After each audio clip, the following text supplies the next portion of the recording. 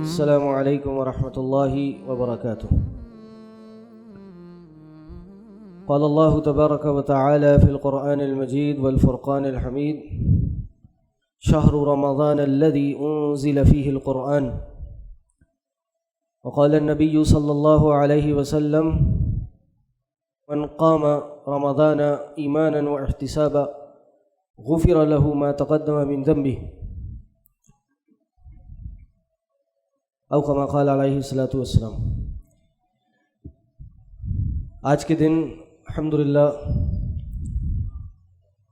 ہم سب کو سب سے پہلے اللہ کا شکر ادا کرنا چاہیے کہ اللہ نے ہماری زندگی میں ایک اور ماہ رمضان، ایک اور موقع جس میں ہم رمضان کے مقصد کو حاصل کر سکتے ہیں، اللہ نے وہ ہمیں عطا کیا۔ یہ یقیناً سعادت کی بات ہے۔ ایک حدیث میں آتا ہے کہ نبی علیہ السلام سے پوچھا گیا کہ ایک شخص کا انتقال، بلکہ ایک شخص شہید ہوا اور ایک شخص اس کے چند عرصے بعد اس دنیا سے گیا، تو اس میں سے کون سبقت لے گیا، کون آگے بڑھ گیا؟ تو نبی کریم صلی اللہ علیہ وسلم نے فرمایا کہ وہ جو بعد میں انتقال کیا۔ تو وجہ پوچھی تو بتائی کہ کیا اس نے رمضان اتنے نہیں پائے، اتنے روزے نہیں رکھے؟ تو مفہوم یہ ہے کہ رمضان کے روزے، رمضان کی عبادت یہ اتنی اہم چیز ہے کہ بسا اوقات انسان کی زندگی میں اگر شہادت آ جائے اس سے بھی آگے لے جاتی۔ تو سب سے پہلی چیز کہ ہمیں شکر ادا کرنا چاہیے۔ اور میری آج کی مختصر سی اس گفتگو کے صرف 2 پارٹ ہیں۔ پہلا پارٹ وہ یہ کہ ہم جو یہ رمضان کا مقصد ہے اس کو اپنے دل و دماغ میں ریوائیو کریں کہ یہ رمضان آتا ہے، کیوں آتا ہے، اس کی بنیاد جو اس پورے سال میں رکھی گئی ہے کیوں ہے، اور اس کو بہت وضاحت کے ساتھ اللہ تبارک و تعالیٰ نے قرآن میں فرمایا کہ اے لوگو جو ایمان لائے ہو، تم پہ رمضان کے روزے فرض کیے گئے ہیں جیسے تم سے پہلے والے لوگوں پہ فرض کیے گئے تھے۔ کیوں؟ تاکہ تم تقوی اختیار کرو، تم نیکی کی طرف آ جاؤ۔ پورا سال انسان گناہ کرتا ہے یا نیکی کرنے کی کوشش کرتا ہے، اس طرح سے نہیں کر پاتا، تو یہ رمضان ہے، یہ نیکیوں کا وہ سیزن ہے، یہ پورے سال کا دین اسلام کا سیزن ہے کہ جس میں انسان عبادت میں آگے بڑھ سکتا ہے، بلکہ عبادت میں آگے بڑھنا چاہیے اور اپنے آپ کو تقوی کی طرف لے جا سکتا ہے۔ تو سب سے پہلا مقصد اس رمضان کا کیا ہے کہ انسان کو، مجھے آپ کو تقوی آ جائے۔ یہ بات میں کیوں بتا رہا ہوں؟ یہ بات میں صرف اس لیے بتا رہا ہوں کہ یہ نہ سمجھا جائے کہ یہ رمضان بھوکے پیاسے رہنے کا نام ہے، میں نے آپ نے صرف روزہ رکھنا ہے، صبح سے شام تک اپنی بھوک پیاس برداشت کرنی ہے اور سحری کے بعد افطاری کرنی ہے اور تھوڑے دن کے لیے تراویح نماز کے لیے آ جانا ہے، تو بس یہی رمضان ہے۔ نہیں، یہ سب وسیلے ہیں، یہ سب طریقے ہیں اس الٹیمیٹ گول تک پہنچنے کے لیے، اور وہ کیا ہے؟ وہ تقوی ہے۔ اس کو آپ سمجھ لیجئے، یہ میرے آپ کی اسپریچول جو ہماری روح ہے اس کا ایک ڈیٹاکس ہے۔ یہ فٹنس ایکسپرٹس جو ہے نا، یہ بعض اوقات کہتے ہیں کہ ہفتے میں ایک دن انسان بالکل بھوکا پیاسا رہے، بلکہ بھوکا رہے، اور ساتھ میں کچھ جوس دیتے ہیں اور اس کو کہتے ہیں یہ باڈی ڈیٹاکس، باڈی صاف ہو رہی ہے۔ تو یہ رمضان سال میں ایک دن آتا ہے ہمارے روح کی ڈیٹاکس کے لیے، ہماری روح کو صاف کرنے کے لیے۔ تو پہلا مقصد اس کا یہ ہے کہ ہمیں تقوی آ جائے۔ اگر ہم اس رمضان کو گزار رہے ہیں اور سال اس مہینے کے اینڈ پہ ہمیں تقوی نہیں آ رہا، تو پھر یہ سمجھ لیجئے کہ اس کا مقصد اچیو نہیں ہوا۔ ابھی بتانے کا مقصد کیا ہے کہ ہم اپنی عبادت اور ہم اپنی پرائرٹیز کو، اپنے ٹائم کو اس طرح سے پلان کریں کہ ہم اس کے مقصد تک پہنچ جائیں۔ یہ ایک مقصد ہے۔ اور اسی سے تعلق رکھتا ہوا ایک اور مقصد ہے، اور وہ کیا ہے؟ گناہوں کی معافی، گناہوں کی مغفرت۔ اللہ کے نبی صلی اللہ علیہ وسلم نے فرمایا کہ جب رمضان آتا ہے تو آسمان سے ایک آواز بلند کی جاتی ہے۔ کیا کی جاتی ہے؟ کہ یا باغی الخیر اقبل، اے خیر کے متلاشی، اے خیر کی طرف بڑھنے والے آگے بڑھ، و یا باغی الشر اقصر، اور اے شر کو کرنے والے اب تو رک جا، اب تو اپنے آپ کو روک لے، اب تو باز آ جا، پورا سال نہیں بچ سکا، اب تو بچ جا، یہ رمضان کا مہینہ آیا ہے، تجھے چانس دینے کے لیے آیا ہے کہ اب اپنے آپ کو سیدھا کر لے، اب اپنی زندگی میں چینج لے آ، ابھی بھی وقت ہے۔ کائنات کا سب سے بڑا گناہ ہی کیوں نہ ہو، شرک بھی انسان کر لے، وہ خالق کائنات، وہ اللہ تعالیٰ غافر الذنب ہے، غفور ہے، وہ شرک جیسے گناہ کو بھی معاف کر دیتا ہے، تو پھر اس کے بعد جو اتنے بڑے بڑے گناہ ہیں وہ کیوں نہیں معاف کرے گا؟ وہ اللہ ہے جو کہتا ہے کہ یہ رمضان آتا ہے اور ہر رات اللہ تعالیٰ آسمان سے، جہنم سے بہت سے لوگوں کو آزاد کرتا ہے، بہت سی گردنیں آزاد کرتا ہے، اور یہ ہر رات ہوتا ہے۔ اللہ کے نبی صلی اللہ علیہ وسلم نے فرمایا کہ تمہارے پاس رمضان آ گیا ہے، رمضان قد جاءکم رمضان شہر مبارک، یہ بابرکت مہینہ ہے۔ کیا برکتیں ہیں اس کی؟ اس مہینے میں آسمان کے دروازے کھل جاتے ہیں، جنت کے دروازے کھل جاتے ہیں، اس مہینے میں جہنم کے دروازے بند کر دیے جاتے ہیں اور شیاطین کو بند کر دیا جاتا ہے۔ تو اے بندے اس مہینے تو اپنے آپ کو صحیح کر لے، بڑے سے بڑا گناہ ہی کیوں نہ ہو۔ اصحاب الاخدود کو دیکھ لیں، انشاءاللہ یہ سلسلہ جاری رہے گا اللہ کی توفیق سے آخری رمضان تک، اور اس کو 4 رکعت کے بعد رکھنے کا مقصد ہی یہی ہے کہ انشاءاللہ آخری عشرے میں بھی جو ہم صورتیں سنیں گے اس میں سے کچھ نہ کچھ بات چیت سیکھنے کی کوشش کریں۔ تو سورہ بروج پڑھیے، اس میں اصحاب اخدود کا واقعہ ہے، اور ان اصحاب اخدود کے بارے میں کون تھے، وہ کیا واقعہ تھا ان کا، کہ انہوں نے مومنین کو، مسلمانوں کو، زندہ مسلمانوں کو آگ میں جلا دیا تھا، آگ میں ڈال دیا۔ ان کے بارے میں جنہوں نے ان کو ڈالا، اللہ تعالیٰ نے فرمایا کہ اگر یہ بھی اللہ سے معافی مانگ لیتے، اگر یہ بھی اللہ کے سامنے توبہ کرنے آتے، تب بھی اللہ ان کو معاف کر دیتا۔ کہا اے بندے اگر تیرے گناہ آسمان تک کیوں نہ چھو جائیں، اے بندے پہاڑ جتنے گناہ ہوں آسمان کی چوٹی تک کیوں نہ پہنچ جائیں، لو بلغت ذنوبک، تمہارے گناہ عنان السما، آسمان تک کی بلندیوں کیوں نہ پہنچ جائیں، لیکن اے بندے اگر تو نے شرک نہ کیا ہو، اے بندے میں تجھے معاف کر دوں گا، فلا ابالی، میں اس کی پرواہ نہیں کروں گا۔ تو یہ وہ مہینہ ہے، کوئی یہ قطعاً نہ سمجھے کہ میرے گناہ اتنے زیادہ ہیں کہ اللہ مجھے معاف نہیں کرے گا، ایسا نہیں ہے۔ 99 قتل کر کے بھی اللہ نے ایک شخص کو معاف کر دیا تھا۔ تو یہ وہ مہینہ ہے کہ ہم اپنی زندگی میں چینج لا سکتے ہیں۔ مجھے پتہ ہے بہت سے لوگ نیکی کی طرف آنے کی کوشش کرتے ہیں، اپنی زندگیوں میں چینج لانے کی بہت کوشش کرتے ہیں، لیکن انسان ہیں، کمزور ہیں، فیل ہو جاتے ہیں، آگے بڑھتے ہیں پھر پیچھے رہ جاتے ہیں۔ تو کوئی مسئلہ نہیں ہے، کوشش جاری رہنی چاہیے، لیکن یہ وہ گولڈن موقع ہے، یہ گولڈن اپرچونٹی ہے کہ ہم اس میں آگے بڑھنے کی کوشش کریں، اس میں اپنے آپ کو اس پریکٹس میں لائیں اور پھر اپنی پوری زندگی کو چینج کرا دیں۔ کیا ہوتا ہے اس رمضان میں اگر ہم اس کی کور تک جانے کی، اس کی کور کو سمجھنے کی کوشش کریں تو کیا ہوتا ہے؟ گناہوں کی معافی کا مہینہ کیسے ہے یہ، یا گناہوں سے بچنے کا مہینہ کیسے ہے؟ کبھی غور کیا آپ نے؟ میں اور آپ صبح شام کیا کرتے ہیں؟ بھوک پیاس برداشت کرتے ہیں، اور یہ بھوک پیاس کیا ہے؟ میرے آپ کے جسم کی بنیادی ضرورت ہے، اور یہ جو جسم کی بنیادی ضرورت ہے یہ حلال ہے، اور ہمیں کیا حکم دیا جاتا ہے کہ ہم اس حلال کردہ چیز سے بچ جائیں۔ ہماری ٹریننگ کیا ہے کہ اے بندے اگر تو اللہ کے لیے اللہ کی حلال کردہ چیزوں سے چند گھنٹوں کے لیے، چند دنوں تک اپنے آپ کو روک سکتا ہے، جو کہ تیرے جسم کی ضرورت ہے، چند دن ان کو استعمال نہ کرے تو کمزور پڑ جائے گا، شاید اپنی جان سے بھی ہاتھ دھو بیٹھے۔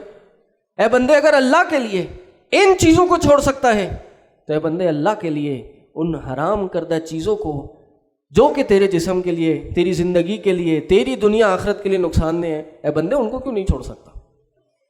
تو یہ رمضان کا دوسرا مقصد، یا یہ کہہ لیجیے یہ واحد بنیادی مقصد، تقویٰ اور گناہوں کی معافی۔ تو اس رمضان میں ہمیں یہ عزم کرنا چاہیے کہ ہم اپنے آپ کو تبدیل کریں، اور عزم کے ساتھ کوئی عمل بھی اٹیچ ہونا چاہیے، صرف عزم کی کافی نہیں ہوتا، کچھ نہ کچھ اس کو کرنا پڑتا، اس کو کچھ نہ کچھ دینا پڑتا ہے۔ کیا چیز ہم اس رمضان کر سکتے ہیں جو ہمیں ایک اچھا سٹارٹ دے، اور ان 30 دن ہم اس پہ عمل کریں تاکہ ہماری زندگی چینج ہو، اور اس زندگی نہ صرف اس مہینے کے لیے چینج ہو بلکہ پورے سال کے لیے چینج ہو، اگلے رمضان تک ہم اپنے آپ کو بدل سکیں۔ کیا کر سکتے ہیں ہم ایک ایسا کام جو ہمیں اس مقصد تک لے کے جائے، اور وہ کام وہ ہے کہ جس کو اللہ تعالیٰ نے اس مہینے کے ساتھ جوڑا ہے۔ یہ کام اگر ہم کر لیں تو ہمیں اس کے مقصد پہ پہنچنے میں بڑی آسانی ہوگی، اور وہ کیا ہے؟ شہر رمضان الذی انزل فیہ القرآن، کہ یہ رمضان کا مہینہ وہ مہینہ ہے کہ جس میں قرآن نازل کیا گیا۔ کیوں اس کو جوڑا اس کے ساتھ؟ کوئی تو خاص وجہ ہے نا۔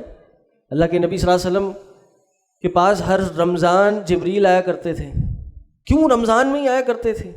کہتے ہیں رمضان میں آتے تھے، پورے قرآن کا دورہ کرایا کرتے تھے۔ جس سال نبی علیہ السلام اس دنیا سے رخصت ہوئے، اس سال نبی علیہ السلام نے 2 بار اس قرآن کا دورہ کیا۔ جبریل آتے تھے، نبی علیہ السلام کے ساتھ دور کیا کرتے تھے۔ کوئی تو وجہ ہے نا، کوئی تو خاص تعلق ہے، اور وہ یہی تعلق ہے کہ جب ہم قرآن کے ساتھ جڑ جائیں گے، ہمیں اپنی زندگی تبدیل کرنے اور اپنی زندگی کو بہتر بنانے میں بہترین معاون ہوگا یہ قرآن۔ تو اس رمضان زیادہ نہیں، کوئی بہت بڑے بڑے کام نہیں کرنے۔ زندگی میں کچھ بھی بڑا کرنا ہو تو ہمیشہ چھوٹے سے ابتدا کرنی چاہیے۔ ہر روز کوئی کام کریں اور اس کو کنسسٹنسی کے ساتھ، استقامت کے ساتھ آگے بڑھتے چلے جائیں۔ یہ قرآن کے ہم پہ 5 حقوق ہیں، اس قرآن کے ہم پہ قرآن کی 5 ڈیمانڈز ہیں، بس مختصر وہ بتاؤں گا، تفصیل پھر کسی دن۔ ان کو تھوڑا تھوڑا ہی اپنی زندگی میں امپلیمنٹ کریں، آج سے کریں، ڈیلی کریں، تھوڑا سا کریں، بس زیادہ نہیں۔ پہلا حق کیا ہے؟ کہ اس قرآن کی تلاوت کی جائے، اس قرآن کو پڑھا جائے۔ اس پہ ماشاءاللہ بہت سے لوگ عمل کرتے ہیں، اور بعض اوقات بہت زیادہ بھی کرتے ہیں، بہت اچھی بات ہے، کرنا چاہیے۔ امام بخاری رحمہ اللہ کے بارے میں آتا ہے کہ رمضان جب آتا تو روز ایک قرآن ختم کیا کرتے تھے۔ ایک صحابہ کے بارے میں، ایک سلف میں سے تابعین، اتباع تابعین کے بارے میں آتا ہے کہ رمضان آتا تو ہر 3 دن میں ایک قرآن ختم کیا کرتے تھے۔ عام دنوں میں ہر 7 دن میں ایک قرآن ختم کیا کرتے تھے، رمضان آتا ہر 3 دن میں ایک قرآن ختم کیا کرتے، اور آخری عشرے میں ہر 1 دن میں ایک قرآن ختم کیا کرتے تھے، پورا قرآن تلاوت کے ساتھ۔ امام شافعی کے بارے میں آتا ہے کہ وہ رمضان میں 60 دفعہ قرآن پڑھا کرتے تھے۔ تو میں یہ نہیں کہہ رہا کہ آپ بھی ڈیلی پورا ایک قرآن پڑھ لیں، سب کی زندگی میں مصروفیات ہیں، کم از کم چھوٹا ایک ٹارگٹ بنائیں، ڈیلی اس کو آگے بڑھا لیں۔ ایک رکوع سے شروع کریں۔ ایک رکوع پڑھنے میں کتنی دیر لگتی ہے؟ بہت متوسط، ایک نارمل سی اسپیڈ پہ پڑھا جائے تو 7 سے 8 منٹ، اس سے زیادہ نہیں۔ اگر اتنا ٹائم ہے اور بھی لگا سکتے ہیں، پاؤ پڑھیں، 2-3 دن پاؤ پڑھ لیں، اس کے بعد آدھے پہ چلے جائیں، پھر 1 پہ چلے جائیں، کم سے سٹارٹ کریں اور آہستہ آہستہ آگے بڑھائیں۔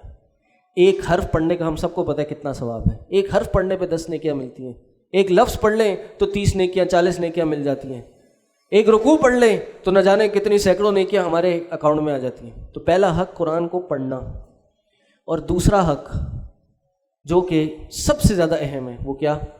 کہ اس کو سمجھ کے پڑھنا، اس کو معنی مفہوم کے ساتھ پڑھنا، زیادہ نہیں، انفرادی طور پہ انڈیویجولی ڈیلی 1 آیت ترجمہ اور تفسیر کے ساتھ پڑھ لیں، دیٹس اٹ۔ 1 سے شروع کر لیں، 1 آیت پڑھیں، اس کا ترجمہ پڑھیں اور اس کی تفسیر لیں۔ تفسیر بہت مارکیٹ میں موجود ہیں، جو صحیح تفسیریں ہیں وہ لیں۔ تفسیر احسن البیان ہے، تفسیر السعدی ہے، تفسیر قرآن العظیم ہے، تفسیر عبدالسلام بھٹوی صاحب، تفسیر ابن کثیر، یہ تفاسیر لیجئے، 1 آیت، ایک اس کا ترجمہ اور اس کی تفسیر ڈیلی کے ساتھ، ڈیلی کنٹینیوٹی، اس مستقل مزاجی کے ساتھ۔ اور اس سے بھی بہتر ہے کہ کوئی نہ کوئی تفسیر کی کلاس جوائن کیجئے، اور اگر وہ نہیں کر سکتے تو یہاں آ رہے ہیں، یہ 15 منٹ 20 منٹ جو اس میں دوران درس کے ہیں اس کو توجہ کے ساتھ سن لیجئے، اور جو سنیے سمجھیے کوشش کیجئے اس پہ عمل میں لائیے۔ میرے لیے بھی دعا کیجئے، مجھے بھی اللہ توفیق دے کہ جو کہوں اس پہ میں بھی عمل کروں، اور اپنے لیے بھی دعا کیجئے۔ تو یہ قرآن کا دوسرا حق ہے کہ اس کو سمجھ کے پڑھا جائے۔ ہمارے ادارے میں بھی شام کے ٹائم، دوپہر کے ٹائم 3 سے لے کے 6 بجے تک دورہ تفسیر ہے۔ 3 مختلف مدرس اس قرآن کی تفسیر کو پڑھائیں گے انشاءاللہ۔ تو جو ٹائم سوٹ کرتا ہے اس میں آ جائے۔ شروع کے 10 پاروں کی تفسیر ہے یہ، پہلے سلاٹ میں شروع کے 3 سوا 3 پارے ہیں، دوسرے میں دوسرے 3 سوا 3، آخری میں 3 سوا 3، تیسرے 3 سوا 3۔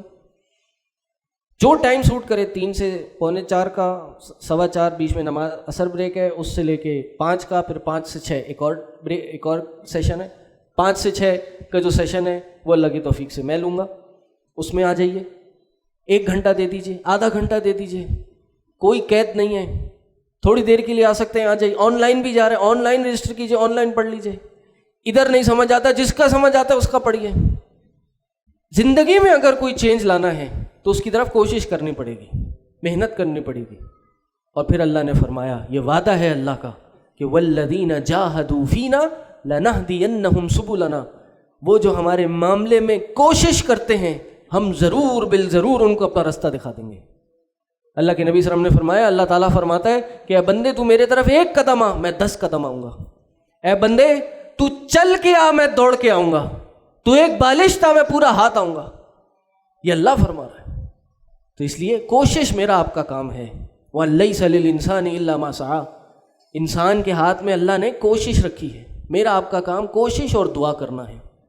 جو پڑھیں، جتنا پڑھیں اس کو اپنی زندگی میں لانے کی کوشش کریں، عمل کریں۔ اور یہ عمل قرآن کا تیسرا حق ہے۔ جب یہ نہیں آیا، رمضان آیا، درس سنیں، بہت اچھا ہے جی، رمضان آتا ہے، رمضان کی برکتیں آتی ہیں، ہم کلاس میں جاتے ہیں، ہم تفسیر میں جاتے ہیں، ہم دورہ قرآن میں جاتے ہیں، بس سیکھ لیتے ہیں، سن لیتے ہیں، بہت مزہ آتا ہے، رمضان گزر جاتا ہے، اور جب رمضان گیا واپس اپنی پرانی والی لائف پہ چلے گئے۔ نہیں، یہ عزم کریں کہ ہم نے اس کو کنٹینیو کرنا ہے، اپنی زندگی میں لانا ہے۔ کوشش کریں گے تو آئے گا بھی، دعا کریں گے تو آئے گا بھی۔ تو تیسرا حق یہ ہے کہ اس پہ عمل کیا جائے۔